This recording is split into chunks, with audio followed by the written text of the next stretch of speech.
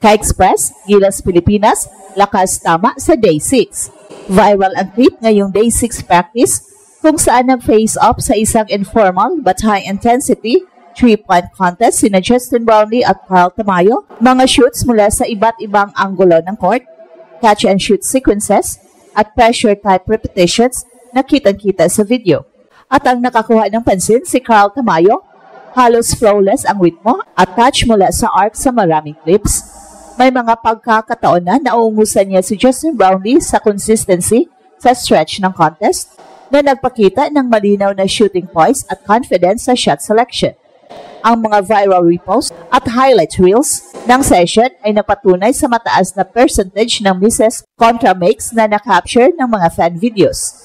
Practically, malaking win ito para sa Gilas, hindi lang dahil nagpakita ng magandang chemistry ang tandem, kundi dahil nagpapakita rin ito ng succession readiness.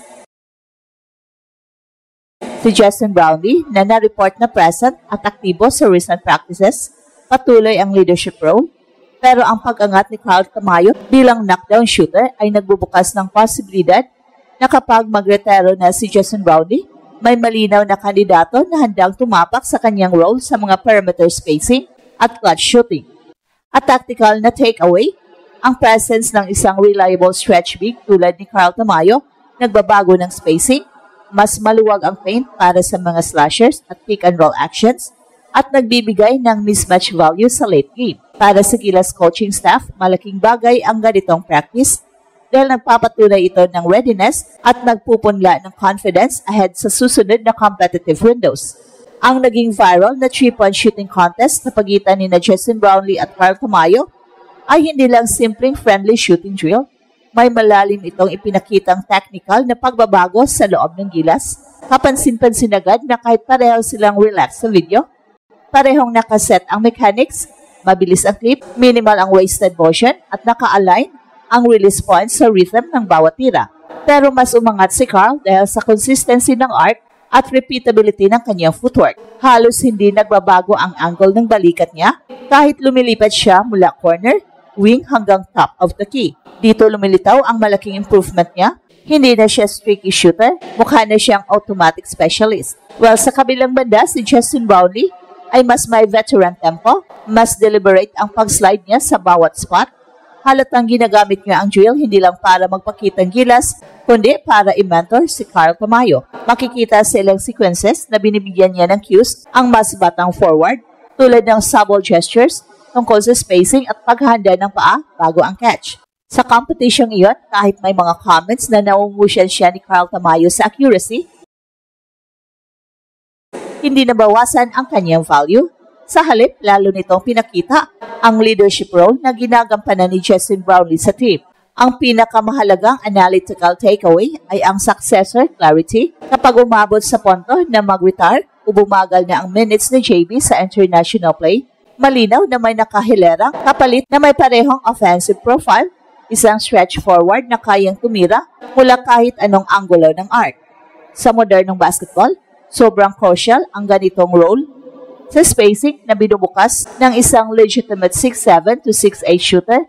Nagkakaroon ng mas malaking avenue ang guards para mag-drive, mas nagiging effective ang horn actions, at mas napapadali ang execution sa elevator screens at flare plays na matagal nang sinusubukan ng Gilas sa training camp.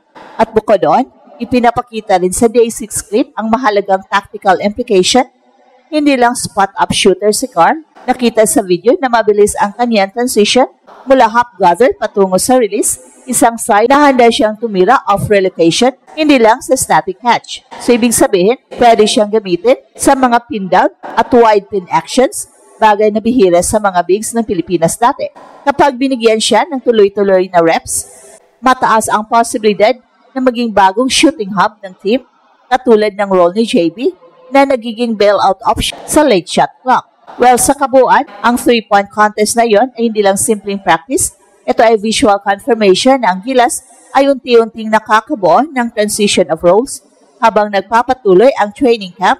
Lalong nagiging malinaw na ang susi ng next generation Gilas ay hindi lang height o athleticism, kundi shooting reliability mula sa front court. At sa ngayon, si Carl Tamayo ang pinaka nakakasilaw na indikasyon ng direksyong yon. Ang ipinakitang shooting duel ni Justin Brownlee at Carl Tamayo sa Day 6 practice ay may mas malalim na epekto kaysa simple who shoot better.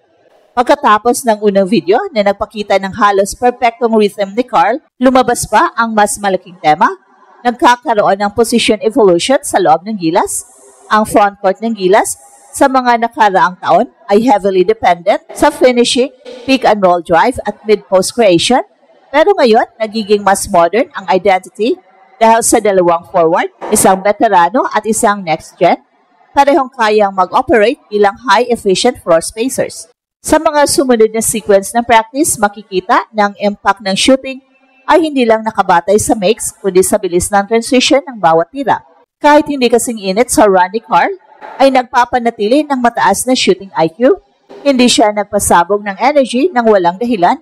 Ginamit niya ang bawat rep para ayusin ang timing sa pag-release, lalo na sa mga corner to wing relocations. Ito ang klase ng shooting discipline na hindi madaling makita sa casual clips, pero malinaw na ito ang nagiging blueprint para sa younger forwards ng Gilas. At dito pumapasok ang malaking significance ng pag-angat ni Carl. Ang kanyang consistency sa arc ay hindi na isolated good day, ito ay pattern. Kapag sinusuri ang body mechanics niya, malinaw na nakaprogram ang movement, stable ang landing, pareha ang deep height, at pantay ang shoulder square, kahit na sa movement shooting siya. Ito ang typical na makikita sa mga international stretch forwards. Hindi tilang streaky, kundi repeatable form na kayang umulit ng 40-plus attempt na hindi bumabagsak ang mechanics. Sa sistemang gustong itakbuhan ng Gilas, kung saan mahalaga ang spacing, quick reversals, at kick-out reads, sobrang malaking bagay na may big man na hindi lang kayang tumira, kundi kayang maging primary shooters sa loob ng action. Kapag tiningnan din ang dynamic ni na JB at Carl, lumalabas ang generational handoff. Hindi man ito openly stated, pero kitang-kita sa body language.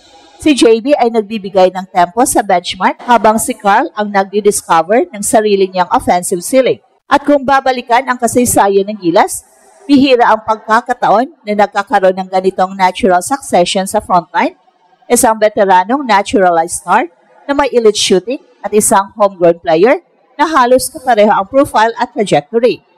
At kung ganito ang makikita sa mga susunod na practice days, magbabago ang mga combinations na kayang ilabas ni coach. Pwedeng gamitin si Carl bilang stretch 4 o small ball lineup o bilang perimeter hub sa corner kung saan nakatakdang manggaling ang pinakamaraming kick-out attempts ng Gilas.